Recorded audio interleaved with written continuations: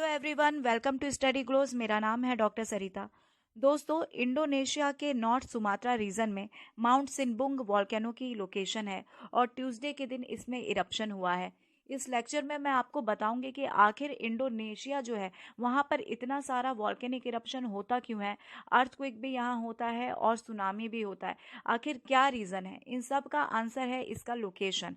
बात करूंगी कि इंडोनेशिया आखिर क्या इसका लोकेशन है, इसके लोकेशन की ऐसी कौन सी खासियत है जिस वजह से इस रीजन में वॉल्केनिक इरप्शन बहुत हमें देखने को मिलते हैं। इससे पहले आपको बता दूं कि ये जो माउंट सिनबुंग वॉल्केनो है, 2010 के पहले तक 400 साल तक इसमें किसी तरीके का इरप्शन नहीं हुआ था।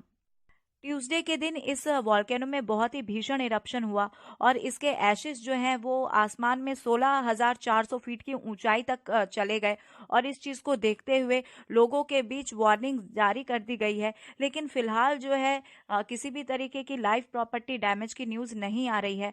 वैसे भी दोस्तों, इंडोनेशिया के लोग जो हैं वो कहीं ना कहीं इस तरीके की जो सिचुएशन है वो झेलने के लिए हैबिचुएटेड हो चुके हैं। उनको पता है कि उनकी ये जो कंट्री है वो कहीं ना कहीं वहाँ पे हमेशा वॉल्केनिक इरप्शन हो गया या अर्थक्वेक हो गया, इस चीज़ को उनको फेस करना ही करना है। अब दोस्तों, क्वेश्चन ये अराइज होता है, why does Indonesia has so many volcanoes? Indonesia में इतने सारे वॉल्केनोज हैं क्या? और आपको ये भी बता दूं कि इंडोनेशिया में जो वॉल्केनो है उनका नेचर एक्टिव है और डॉर्मेंट है। वैसे मैं आपको बता दूं कि नेचर के अकॉर्डिंग वॉल्केनो जो है, ये नेचर और जो फ्रीक्वेंसी ऑफ इरप्शन है इसके हिसाब से हम इसे 3 तरीके से डिवाइड करते हैं इस बेसिस पे। एक आपका एक्टिव वॉल्केनो हो गया जिसमें से हमेशा एसिड्स निकलते रहते हैं और इनमें पूरी पूरी चांसेस होती है कि ये कभी भी इरप्ट हो जाएंगे और ये होते भी रहते हैं, यानी कि इसमें धूल मिट्टी गैस सॉलिड एसिड्स ये सब कंटिन्यू निकलते रहते हैं। ठीक है। उसके बाद आता है डोरमेंट वॉल्केनो। ये वैसे वॉल्केनो होते हैं जिसमें एक लंबे समय तक तो इरप्शन नहीं हुआ रहता है, लेकिन इनके इरप्शन की चांसेस बहुत ज़्यादा होती है। उसके बाद आपका एक एक्सटिंक्ट वॉल्केनो होता है।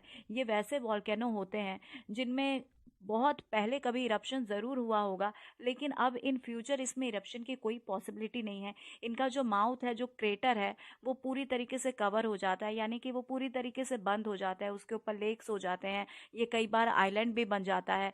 तो ये एक्सटिंक्ट वॉल्केनो कहलाता है। लेकिन इंडोनेशिया जो है यहाँ पर एक्टिव और डॉर्मेंट वॉल्केनो जो है ये बहुत ज़्यादा है। तो आखिर क्या रीज़न है कि इंडोनेशिया जो है यहाँ पे बहुत सारे वॉल्केनो हैं? तो रीज़न इसकी लोकेशन है।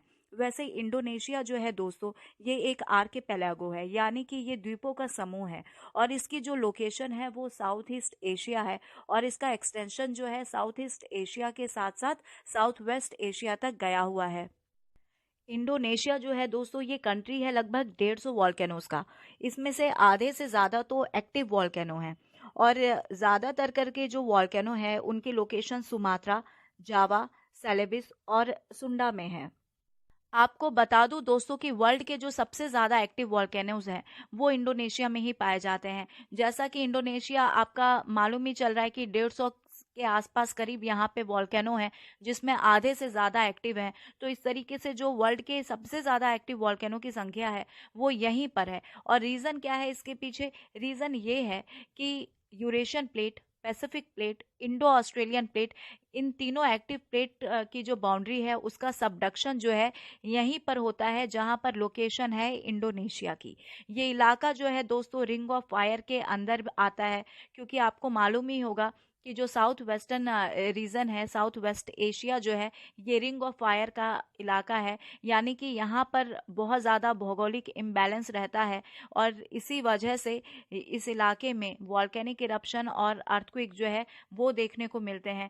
ये जो रीजन है इंडोनेशिया का दोस्तों, ये सिस्मिक जोन कहलाता है, क्योंकि यहाँ पर स्ट्रॉन्गेस्ट अर्थक्वेक से लेकर आपको पावरफुल वॉल्केनिक इरप्शन जो है वो देखने को मिलते हैं। माउंट मेरेपी और माउंट सेमेरू, ये दोनों बहुत ही इंपॉर्टेंट एक्टिव वॉल्केनो हैं इंडोनेशिया के। तो आई होप दोस्तों ये लेक्चर आप लोगों के लिए नॉलेजेबल रहा होगा।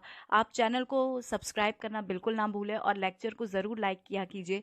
और आप लोगों के लिए क्वेश्चन है कि इंडोनेशिया में एक दो और एक्टिव वॉल्केनो के नाम आप ज़रूर कमेंट बॉक्स में कमेंट करें, साथ ही इंडोनेशिया की कैपिटल भी ज़रूर मेंशन करें। So here is the end of this lecture. Thank you so much.